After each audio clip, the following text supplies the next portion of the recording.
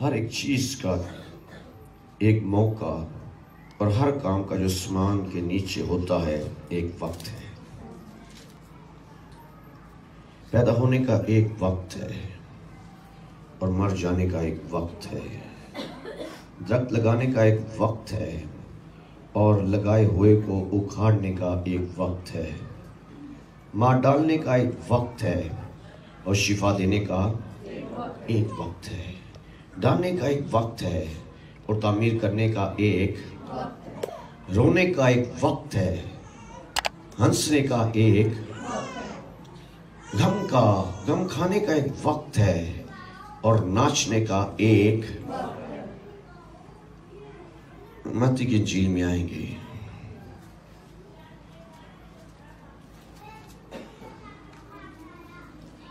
सातवां बाब 7वीं आयत।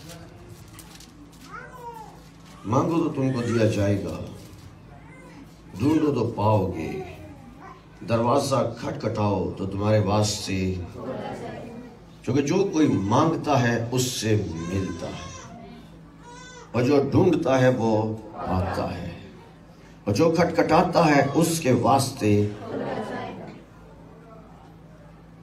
मैं तुम में ऐसा कौन सा आदमी है कि अगर उसका बेटा उससे रोटी मांगे तो वो उसे पत्थर दे, या अगर मछली मांगे तो उसे सांप दे। पर जबकि तुम बुरे होकर अपने बच्चों को अच्छी चीजें देना जानते हो तो तुम्हारा बाप जो आसमान पर है अपने मांगने वालों को अच्छी चीजें। बाइबल मुकद्दस का पढ़ा सुना जनाब सबों के लिए बाइस से बरकत हो।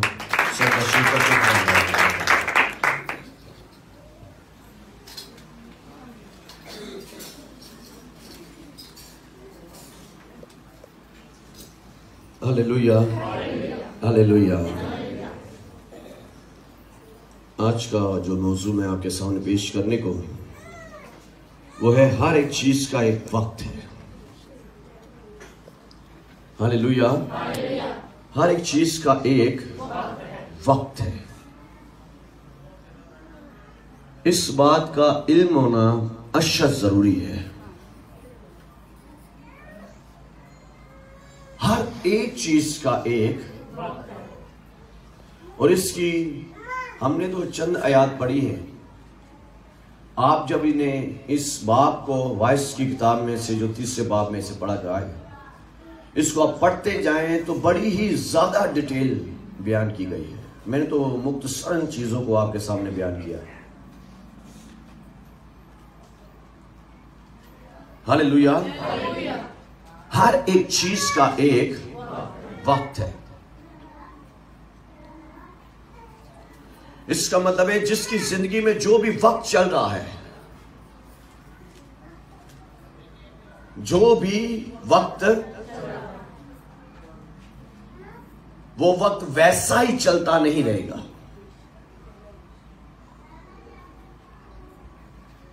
जिसकी भी जिंदगी में जो भी वक्त चल रहा है वैसा वक्त सदा चलता नहीं रहेगा।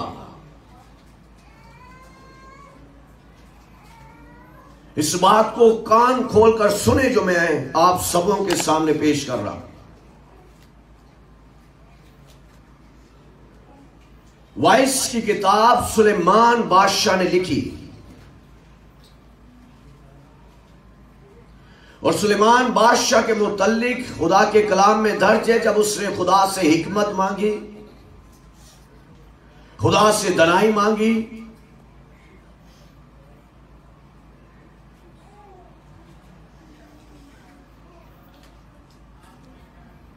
सुलेमान बादशाह था, दाऊद बादशाह का बेटा था। लिखा है इसने खुदा को खुश करने के लिए 1000 कुर्बानियां गुजरान दी। कितनी? 1000। आप जानते हैं खुदा ने अब्राहम को क्यों कहा अपने बेटे को कुर्बान कर?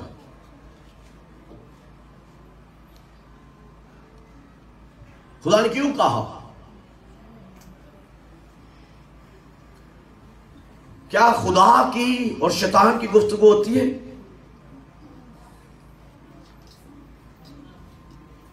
शैतान को इस जहां का खुदा कहा गया है और खुदा को जमीन और आसमान का खुदा कहा गया है। क्या इन दोनों के दरमियान गुफ्तगू होती है?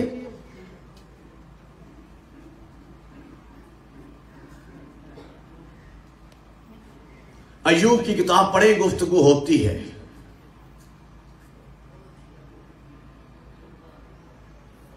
गुफ्तगू अगर जमीन और आसमान के खुदा के मानने वाले लोग हैं तो इस खुदा के कोई मानने वाले लोग नहीं। इसकी पूजा पाठ करने वाले, इसके जोर कुर्बानियां करने वाले, आखिर खुदा कोई भी है, खुश वो कुर्बानी से ही होता है। उसके जोर में कुछ लेकर आए तो फिर ही खुश होता है। उसके नाम के लिए कुछ कुर्बान करें फिर ही खुश होता है। आप जब अब्राहम के जाम को स्टडी करें, उस वक्त के लोग अपने बच्चों को, कुछ बच्चों को मखसूस कर देते थे कि ये मैंने शैतान के लिए कुर्बान करना है, और वो अपने जिंदा बच्चों को आग में जलाते थे।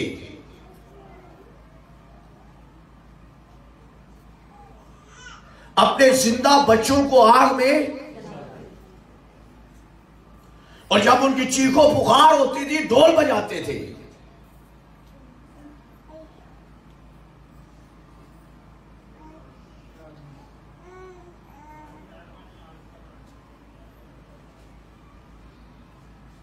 हालेलुया। जब खुदा अय्यूब से कहता है कि जमीन पर अय्यूब की मानित कोई नहीं है,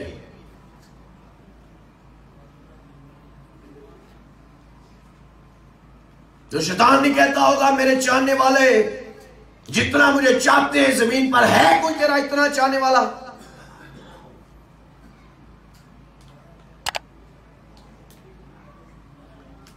कोई है तो मुझे दिखा।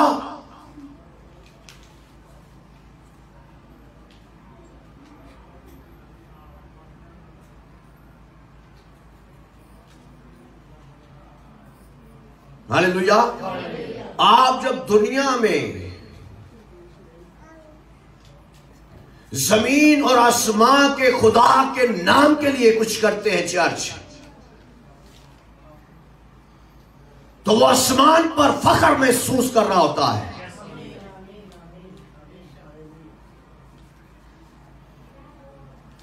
इसलिए कहते हैं जब मेरे घर में आओ खाली हाथ ना हो।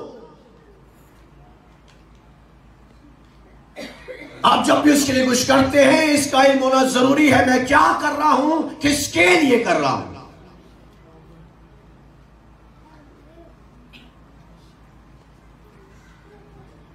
क्या कर रहा हूं और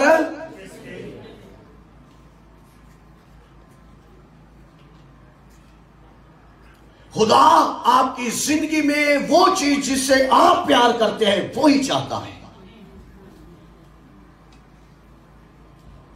खुदा वो नहीं मांगेगा जो आपके पास किसी काम की नहीं है। बाइबल में लिखा है खुदा ने अब्राहम से कहा अब्राहम तेरा बेटा इसहाक जिससे और जो तेरा इकलौता है, तो प्यार भी करता है और तेरा है भी इकलौता।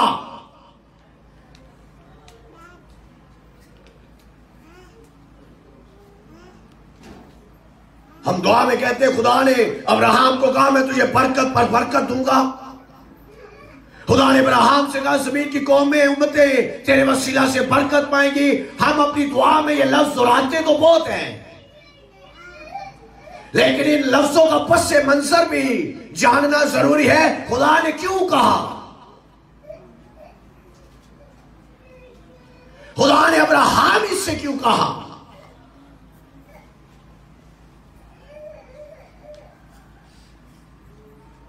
बेशक बाइबल में दर्ज है जिस तरह एक दोस्त से बात करता है वैसे ही खुदा मूसा से बात करता था, लेकिन यह एहसास ये लफ्ज बुजुर्ग मूसा के हक में नहीं कहे गए।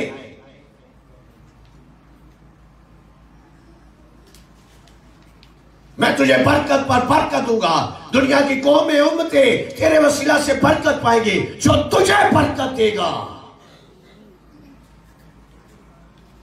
अब्राहम जो तुझे बरकत देगा मैं उसे बरकत दूंगा, और जो तुझ पर लानत करेगा मैं उसे। ये लफ्ज छोटे नहीं है, ये लफ्ज छोटे। और ये अब्राहम को, उसके बाद उसके फर्जंद इसहाक को, उसके बाद उसके फर्जंद याकूब को नसीब हुए, जिनके हक में खुदा ने यह कहा।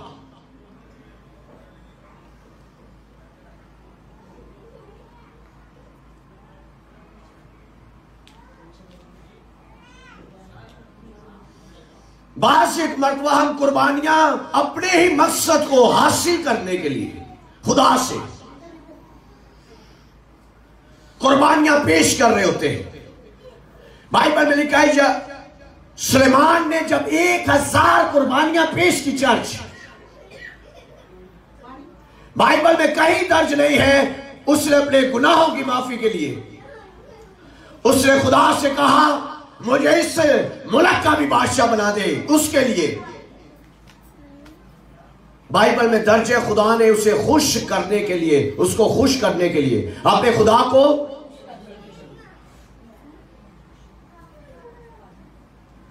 हालेलुया, अपने खुदा को, दूसरा मकसद कोई नहीं, दूसरा और मकसद सिर्फ खुदा को खुश करने के लिए। लिखा जब 1000 कुर्बानियां हो गई उसी रात खुदा उससे कलाम करता है, उससे कहता है मांग मैं तुझे,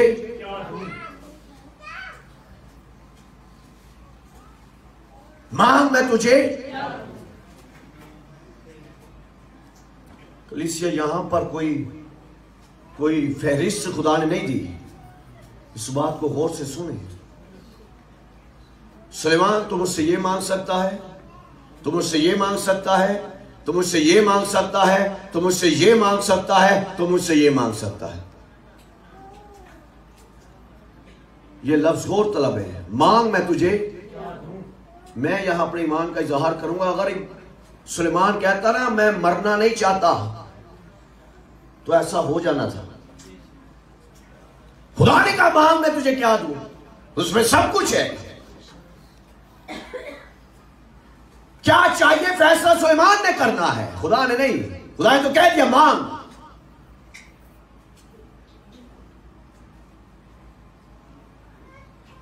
क्या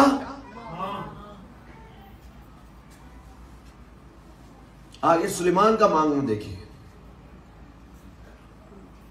उसका तूने मेरे बाप को पूरे से उठाया, वो चरवाहा था, जहां भेड़ बकरियां रहती थी वहीं वो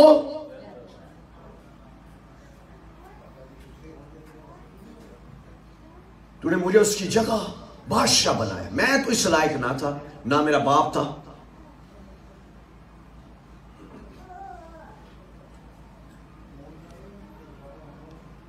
उसका तूने मुझे उस कौम का बादशाह बनाया जिसका कोई शुमार कोई कर ही नहीं सकता। खुदा मुझे हिकमत दे, दनाई दे, अपने लिए मांगी।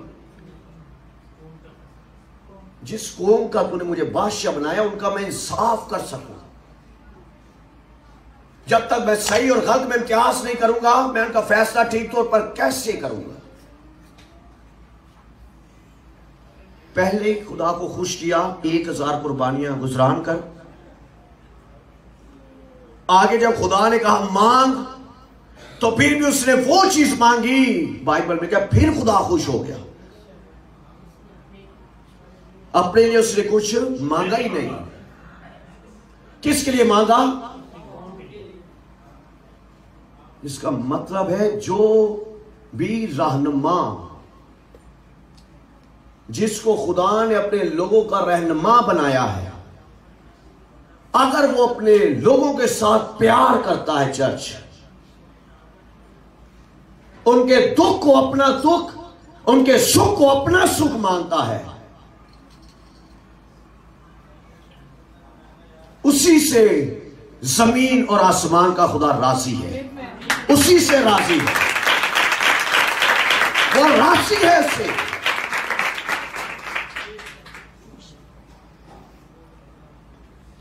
इसलिए मैं आपको कहता हूं, जो बच्चे चर्च में खिदमत करते हैं, जो चर्च के वफादार हैं लोग, वो मुझे मेरी जान से ज्यादा अजीज है।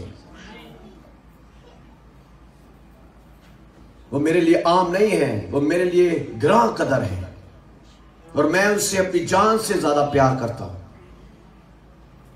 वजह, वो खुदा के घर की फिक्र करते हैं, उसकी खिदमत दिलो जान से करते, ना रोटी की परवाह, ना नींद की परवाह, ना मां बाप की परवाह। वो मेरे लिए अजीज है, कीमती है। और ये बात मैंने खुदा के कलाम को पढ़कर उससे सीखी है कि जिस जिसको खुदा ने अपनी कौम का रहनुमा बनाया, अगर वो उनके साथ नहीं प्यार करता था, खुदा ने उन्हें रद्द कर दिया। वो बढ़ने का उनकी वजह यही थी कि जिनका खुदा ने उन्हें रहनुमा बनाया था, वो उनसे प्यार करते थे।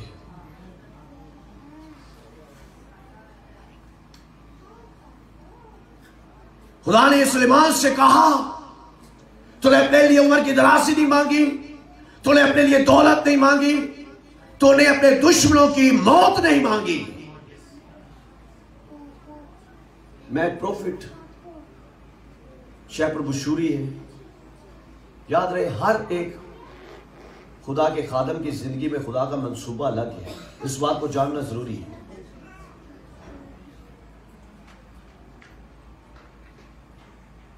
अब भी उन पर बड़े बड़े केसेस चल रहे हैं। केसेस यूं चल रहे हैं, आखिर जो शैतान के मानने वाले हैं, जब खुदा के लोग आगे बढ़ रहे होते हैं तो उनको खुशी हो रही होती है। शैतान दुनिया में चाहता है कि उसी के लोग अच्छी जिंदगी गुजारें। जो खुदा से प्यार करता हो, वो जब आगे बढ़ेगा, तरक्की कर रहा होगा। जो शैतान के मानने वाले हैं, वो जेलस होंगे। और अफ्रीका में मैं देख रहा था, जो रिच पास्टर है, उनमें वो पहले नंबर पर है। अब उन पर, उस पर झूठे केस किए जा रहे ताकि दुनिया में उसका नाम खराब हो। लोग जो उसे चाह रहे हैं, प्यार कर रहे हैं, उनकी निगाह में उसे नीचा किया जाए। मैं उसे देख रहा था। अब भी कुछ पैसों का उस पर केस किया गया है, गलत। आप उसे शुरू से स्टडी करें, यूट्यूब पर उसकी सारी हिस्ट्री, किस तरह वो आगे बढ़ा, पहले जब उसे स्टार्ट किया क्या था, उस पर वो कलाम की बात पूरी होती मुझे नजर आ रही है। लिखा, जब मूसा बनी इस्राएल को छुड़ाने गया तो मिस्रियों का दुख बढ़ गया कि कम हो गया? इस्राएलियों का।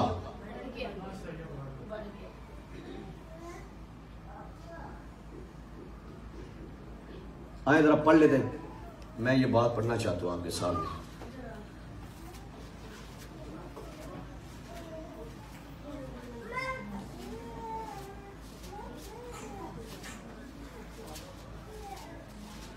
इस तरह की किताब में मेरे साथ चलेंगे।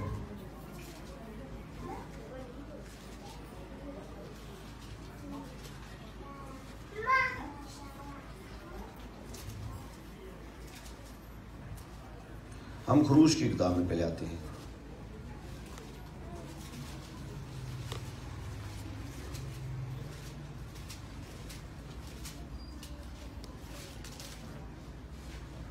खरूज की किताब पहला बाब,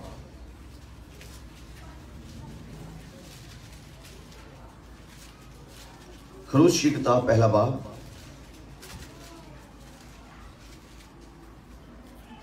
उसकी 12वीं आयत।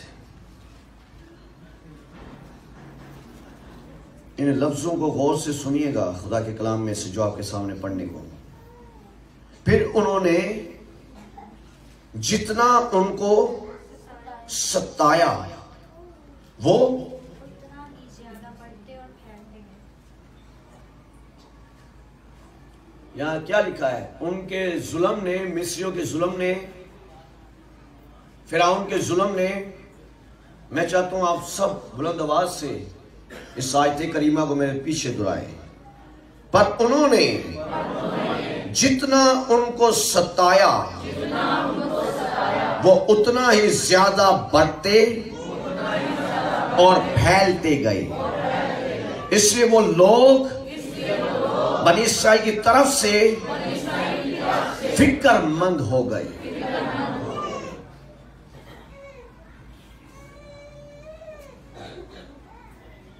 हालेलुया। अफ्रीका के शहर कीनिया में उसकी कलीसिया है, प्रोफेट शेफर्ड बुशीरी की। जितना उसे सताया जा रहा है, जितना उसे खुदा उतना ही उसे बढ़ाता जा रहा है, रूहानी तौर पर भी और जिस्मानी तौर पर भी। मुर्दे तो बेशुमार उसके वसीला से जिंदे हुए, बेशुमार। पिछले दिनों में देख रहा था, एक व्हील चेयर पर खातून आई और उसकी 2 बेटियां हैं। उसने अपनी बड़ी बेटी को बुलाया, अपनी, और उसको मैक दिया और कहा इसे यीशु मसीह के नाम से क्या, खड़ी हो जा। और वो उसी लम्हा उसके लफ्ज मुंह से अदा करने थे और वो बेटी, वो खातून खड़ी होकर चलना शुरू कर देती। उसकी 5-6 साल की बेटी हो, 5-6 साल की बेटी।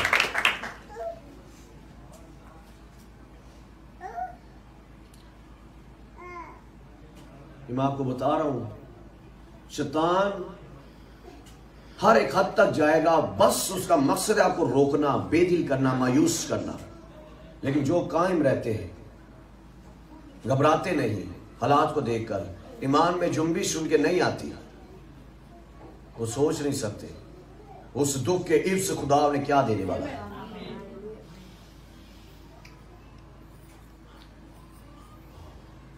सुलेमान बादशाह को खुदा ने कहा, मैं तुझे इस नौइयत की हिकमत देता हूं, तुझसे पहले जितने बादशाह नसीब हुए किसी को ऐसी नसीब ना होगी। और खुदा ने कहा तेरे बाद भी नहीं होगी। दुनिया में कुछ लोग ऐसे गुजरे, उन्होंने कुछ ऐसा कुर्बान कर दिया खुदा की मोहब्बत में, फिर खुदा ने भी जो लफ्ज उनके हक में कह दिए वो किसी और के हक में नहीं कहे।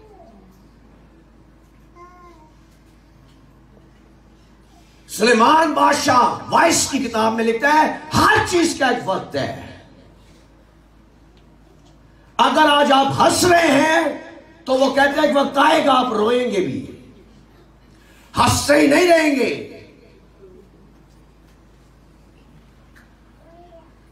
हर एक चीज का एक वक्त है।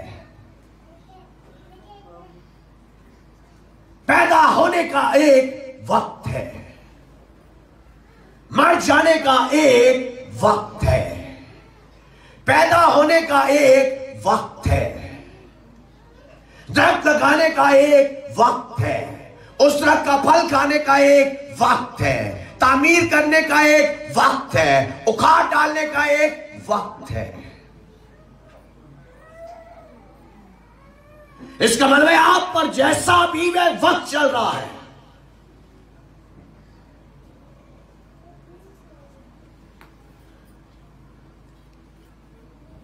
आप पर जैसा भी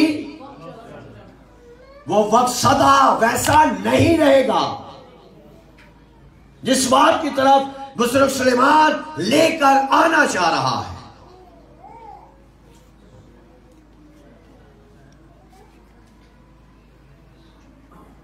हालेलुया।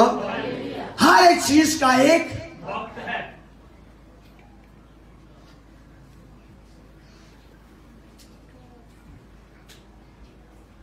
इसलिए बनी नो इंसान को गलत फहमी में रहने की जरूरत कि उसकी जिंदगी में जैसा वक्त है वैसा ही रहेगा। वक्त उसके इख्तियार में नहीं है। कुछ चीजें हो सकती हैं, कुछ चीजें उसके इख्तियार में। आप नबूकदनेस्सर बादशाह को स्टडी करें। नबूकदनेस्सर बादशाह भी बड़ा जाबर बादशाह गुजरा है और इसने बड़ी बड़ी बड़ी बड़ी ऊपर सतह पर हुकूमत की। बाइबल में कुछ बादशाह छोटे गुजरे, कुछ बादशाह बड़े, बहुत बड़े गुजरे हैं, जिनकी सल्तनत तूलो अर्ज में थी, ऐसा कह लें। लेकिन यह गरूर से बढ़ जाता है और खुदा ने इसकी अकल को बंद कर दिया और यह इंसान होकर घास खाना शुरू कर देता है। कुछ चीजें आपके इख्तियार में है, कुछ चीजें आपके इख्तियार में नहीं है। आप जिस्मानी तौर पर जितने भी ताकतवर हो जाए, कुछ चीजें आपके इख्तियार में है, कुछ चीजें आपके इख्तियार में। और जो वक्त खुदा ने ठहराया था इतने साल तक तू ऐसे ही रहेगा, वैसे ही रहा। अगर ताकतवर था तो उस वक्त को बदलता अपनी ताकत से, नहीं बदल सकता।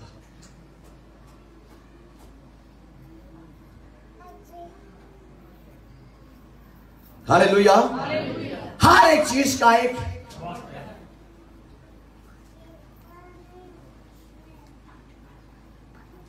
मत्ती की इंजील में यीशु मसीह ने कहा, मांगो तो दिया जाएगा, ढूंढो तो पाओगे, खटखटाओ तुम्हारे वास्ते, क्योंकि जो भी मांगता है उसे मिलता है, जो ढूंढता है वो पाता है, जो खटखटाता है उसके वास्ते।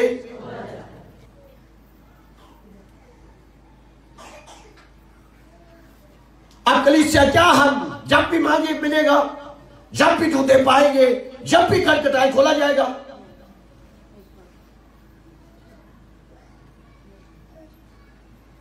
इसका जवाब पौलुस सुलेमान हिकमत की किताब में कहता है, वक्त है। क्या है? आप 10 कुंवारियों की तमसील को पढ़े, 5 अकलमंद, 5 बेवकूफ।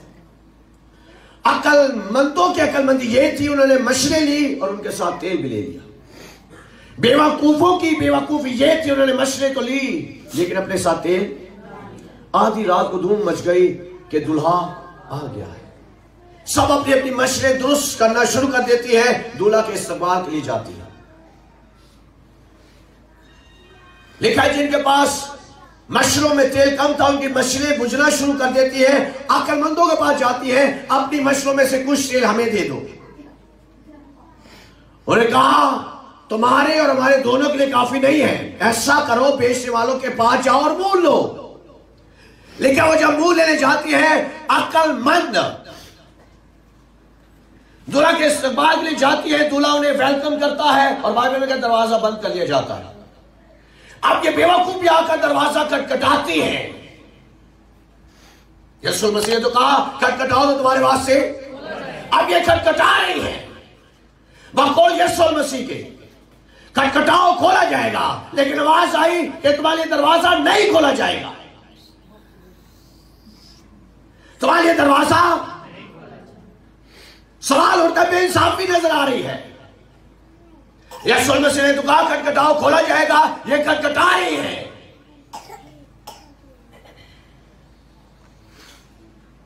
ये खोला नहीं जा रहा।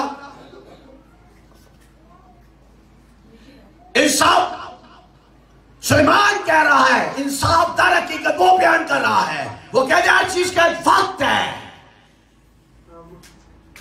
आपको जब वक्त दिया जाए खटखटाने का, फिर ही खटखटाएंगे तो खोला जाएगा, क्योंकि वक्त ने आपकी मर्जी के मुताबिक नहीं चलना।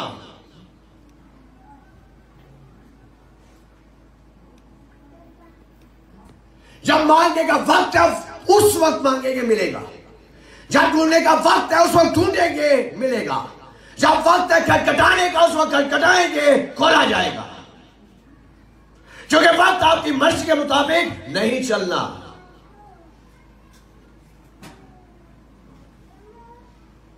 हर एक चीज का एक वक्त है चर्च।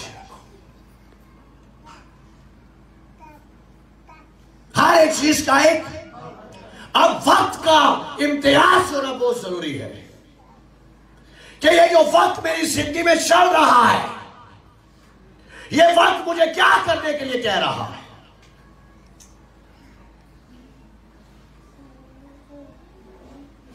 ये वक्त जो मेरी जिंदगी में चल रहा है, ये वक्त मुझे क्या कह रहा है करने के लिए।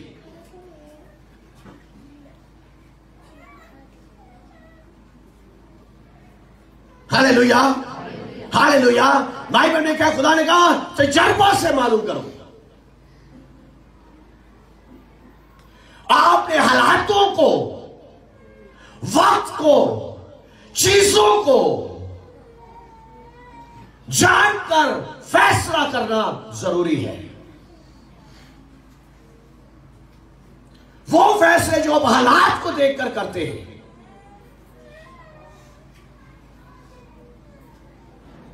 Hallelujah, hallelujah. बाइबल मुकद्दस में दर्ज है, कनानी औरत यीशु मसीह के पास आती है, आकर यीशु मसीह से कहती है, ऐ इब्ने दाऊद, मेरी बेटी पर रहम कर, एक बदरूह से सताती है। बाइबल में कहा यीशु मसीह से नजरअंदाज कर रहे हैं शागिर्द यीशु मसीह के पास आ रहे, आकर यीशु मसीह से कहते हैं, रुखसत कर। यीशु मसीह ने कहा, मैं इस्राएल के घराने की कोई भेड़ों के सिवा और किसी के पास नहीं भेजा गया। लेकिन वो खातून यीशु मसीह को आकर सजदा करती है और कहती है, खुदावन मेरी बेटी पर रहम कर। यीशु मसीह ने कहा, लड़कों की रोटी लेकर कुत्तों को डाल देना रवा।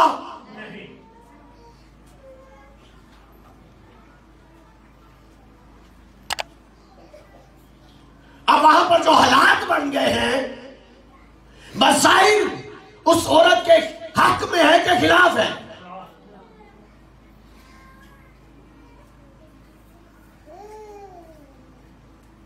वो कहे, मैं शिफा लेने के लिए आई, मैं अपनी बेटी की इल्तिजा करने के लिए आई, और यीशु मसीह मेरी बेटी को कुत्ते के साथ तशबीह दे रहे हैं। मैं आई किस काम के लिए और मेरे साथ हो क्या रहा है। यीशु मसीह ने कहा, लड़कों की रोटी लेकर कुत्तों को डाल देना चाह। उससे क्या जवाब दिया? उसने कहा, हाँ तू जो कहता है ठीक कहता है, लेकिन मैं भी कुछ कहना चाहती हूं। उसने कहा, लड़के रोटी खाते हैं मेज से, तू ठीक कह रहा है, लड़कों की रोटी देकर कुत्तों को डाल देना रवा। उससे कहा, लेकिन कुत्ते भी उन्हीं टुकड़ों से अपना पेट भरते हैं जो मालिकों की मेज से खेते हैं। यीशु मसीह ने क्या कहा? है औरत, तेरा ईमान जा, जैसा तू ईमान रखते तेरे लिए। अगर वो हालात को ना जानती और यीशु मसीह के सख्त लफ्जों को सुनकर चली जाती, शिफा पाती, उसकी बेटी शिफा पाती।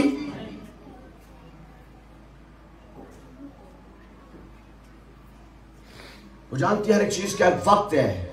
आज मैं यीशु मसीह के सामने मौजूद हूं और जो मैं कहना चाहती हूं आजाद हूं। हो सकता है ये लम्हात मुझे फिर मैसर ना हो। उसने कहा, हाँ तू जो कहता ठीक है, मैं भी कुछ कहना चाहती हूं। हर एक चीज का एक वो शिफा का वक्त उसने अपने फैसले से बनाया।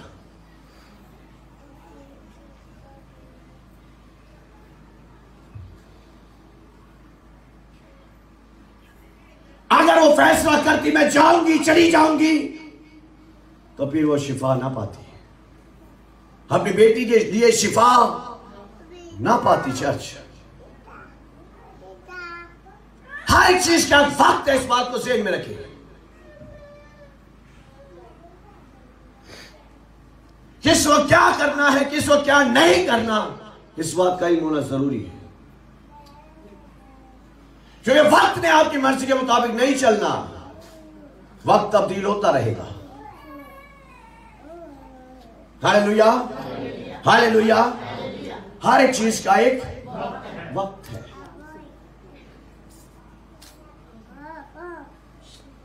अगर आप आप इस वक्त मसीह के लिए दुख सह रहे हैं, तो वो दुख ही आपके लिए शान बनने वाले हैं। मिस्र ने जितना बनी इस्राएल को सताया, खुदा ने उतना ही उनको